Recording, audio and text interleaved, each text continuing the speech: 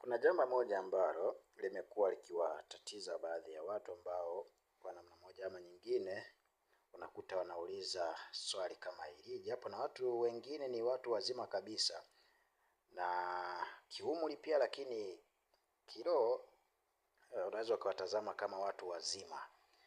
Wanauliza kwamba unakuta mtumishi mmoja, labda mwanamume, ni mchungaji, lakini pia eti anaoa mke alafu na mke naye anaonekana na ibeba huduma ya mume wake, kwamba hiyo imekaaje wakati aliyeitwa ni mmoja. Sasa nataka nikwambie kitu kimoja kupitia hilo swali lako ambalo waga unajiuliza, kwamba ukisoma kile kitabu cha Mwanzo ile sura ya 2 mstari wa 18 inasema, Bwana Mungu akamwambia, nitakufanyia msaidizi wa kufanana naye.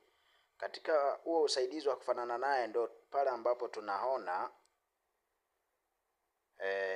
Adamu anapewa mke ambaye ni Eva ama Hawa, ambaye anafanana naye katika njia zote, kwa maana kwamba katika mienendo, matendo na vitu vingine ambavyo vilikuwa sawa sawa na Adamu, kasoro ile uumbaji wa jambo lingine lile.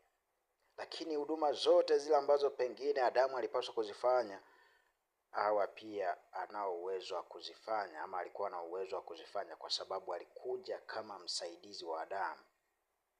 Sasa unakuta mtu amekuwa mchungaji anaoa mwanamke ambaye sio mchungaji, ama anapinga huduma ya kichungaji. Wewe ujue kabisa alidandia ubavu.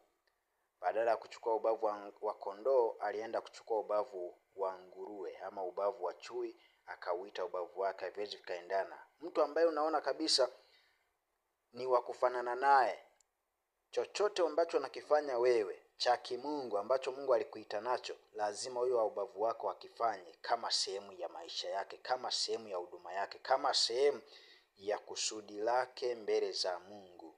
Na ndio maana ukikuta watu ambao wameoana katika kusudi hilo la kuwa mwili mmoja wa kufanana naye, utakuta baada ya miaka kadhaa wakiwa wanatembea sehemu nyingine ambayo pengine hawajulikani, ama wamesafiri mkoa mwingine hawawafahamu, watasema huyu ni dada yako au huyu ni kaka yako.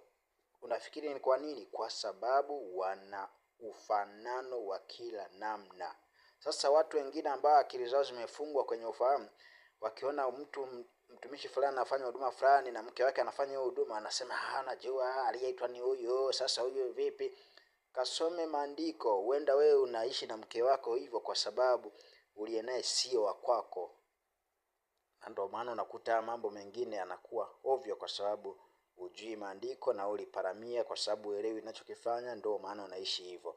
Lakini maana ya ndoa ambazo wanaishi katika upendo wa kiagape na kulijua kusudi la Mungu, lazima au watu wanapokuwa wawili wanageuka kuwa mwili mmoja na kuwa mtu mmoja kwa ajili ya Kristo, kwa ajili ya kuifanya huduma ya Kristo, kwa ajili ya kufanya kazi ya Bwana na kwa ajili ya kulitukuza jina la Mungu Baba.